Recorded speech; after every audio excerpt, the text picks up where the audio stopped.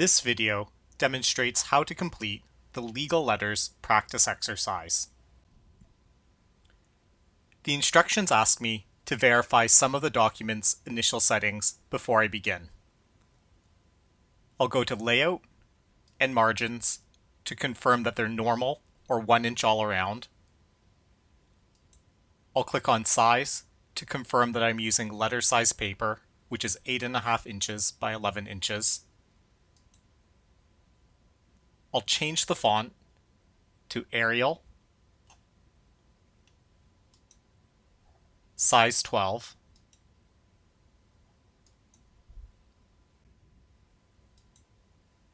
And I'll verify that the spacing after each paragraph is 8 points, and that the alignment is set to left. I'm ready to begin preparing the letter. The first document is a full block letter with mixed punctuation. From the instructions, I understand that I'm typing this letter for Mary Smith's signature. I'll start by pressing Enter 3 times, 1, 2, 3, to begin my letter about 2 inches down the page. This is a full block letter, so I do not need to manipulate any tab stops to begin. I'll start by typing the date, September 21st, 2020. This is a little bit artificial because I'm completing this as a demonstration for you, but keep in mind you should normally use the actual date that you're writing your letter. I'll press Enter twice, 1, 2. Next, I need to consider whether a special notation is necessary. From reading the instructions, I understand that Mr. Grant Chen is going to be a client of Mary Smith's.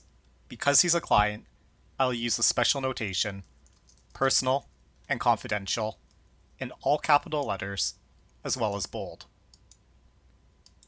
Notice that this phrase is specifically personal and confidential. Do not substitute the word private or any other term. I'll press Enter 1 time. I'm ready to begin typing the inside address. I'll begin with Mr. Grant Chen's name, and instead of pressing Enter for a hard return, I'll press Shift and Enter to create a soft return. This keeps the second line as part of the same paragraph as the name. 1505 260 Maple Street.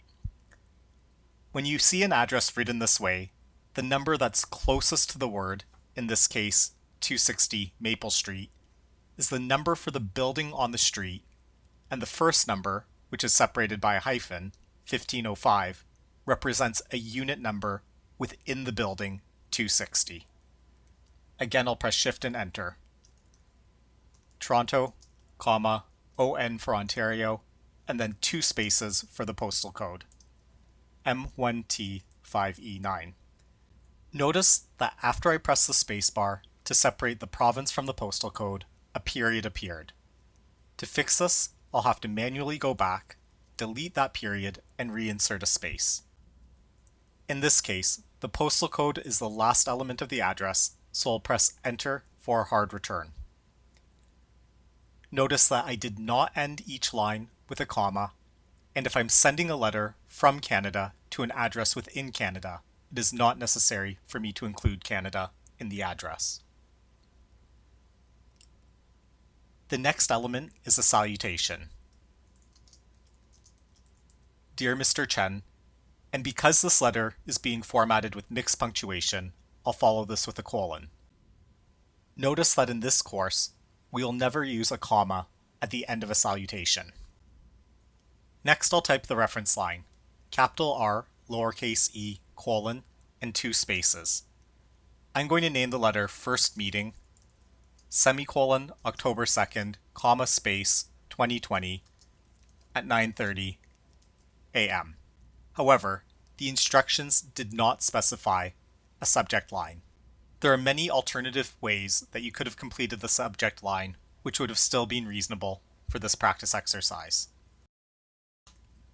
I'm going to press Enter and type just the first 2 words of the letter before going back to the reference line and applying bold and underline to it.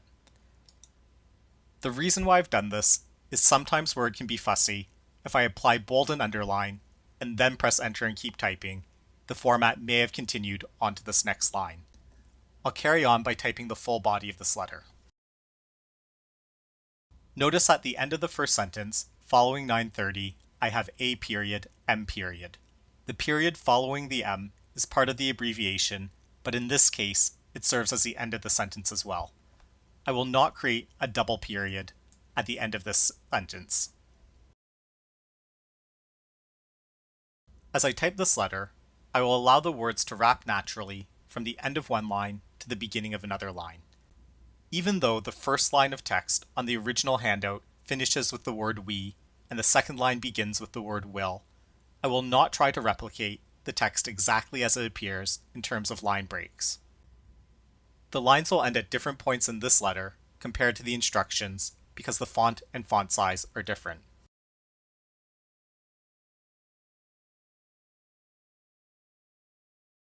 I finished typing the letter. This version of Word is checking for spelling and grammar errors as I type. However, keep in mind, just because Word points out something or draws your attention to it does not mean that's necessarily a true error. Word has identified that between the province, Ontario, and the M in the postal code, that there's a potential issue. I'm comfortable with that because I understand that a standard way of formatting addresses is to leave 2 spaces between the province and the postal code. I also notice that it does not like the way that I've spelled license.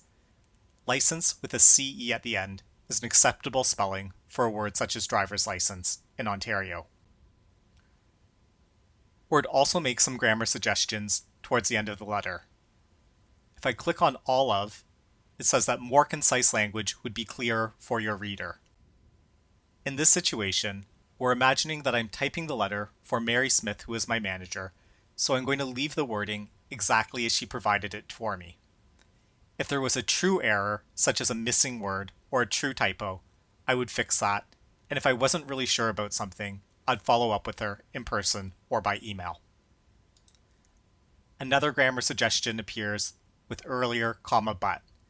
Word recommends that it's better to have no comma between these phrases, but again, I'm going to leave it the way that Mary provided the original text to me. At this point in the letter, you might believe that this is a complimentary closing, but this is actually the last sentence of the body of the letter. In this course, we'll strictly use phrases such as yours truly or sincerely for the complimentary closing. I'll press enter and type yours truly.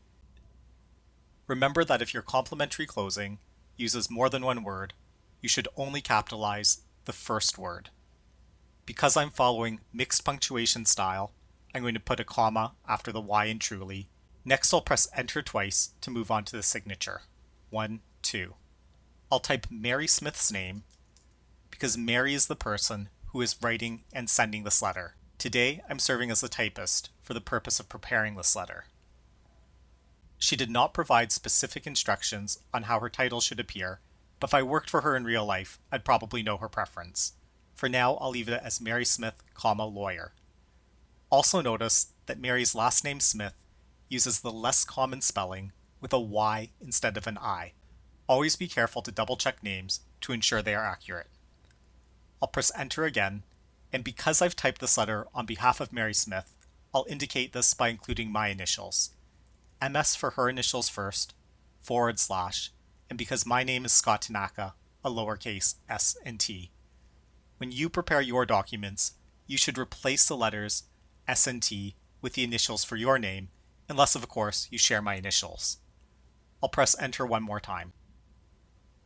The body of the letter mentions that there's an issue with parking right now, and therefore Mary is enclosing a map. I'll type enclosure,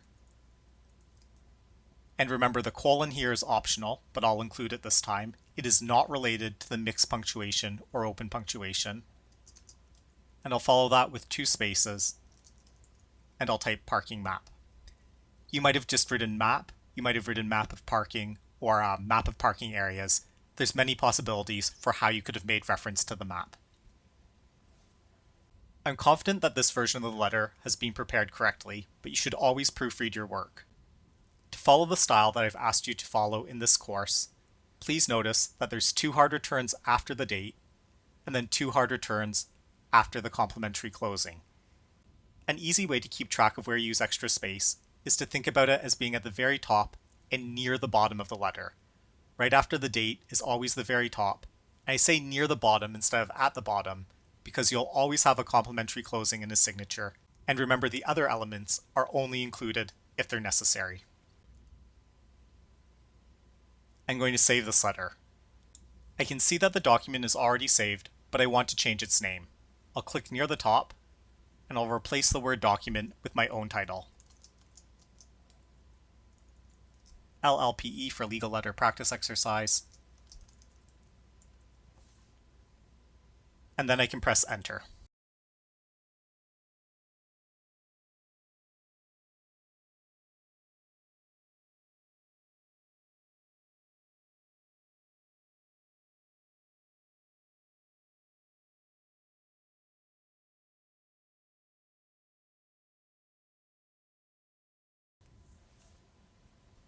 Returning to the instructions for this exercise, I can see document 2 will be modified block with open punctuation. The first point says to convert the letter created above to modified block with open punctuation and justify text.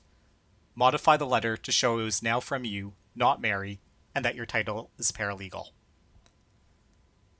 Recall that in a modified block letter, 3 elements, the date, closing, and signature, begin at the center point, which is different from being centered. If this concept is not familiar to you, please return to the Week 2 independent study materials and review the video using tabs to format a letter in modified block style. The video on our course webpage uses the desktop version of Word, and you may have noticed already that this interface for Word for Microsoft 365 slightly differs from the interface for the desktop version of Word 2019. This version lacks some of the functions that are in the full-feature desktop version. For example, I cannot make the ruler appear. When I go to the View tab, there's simply no option for the ruler.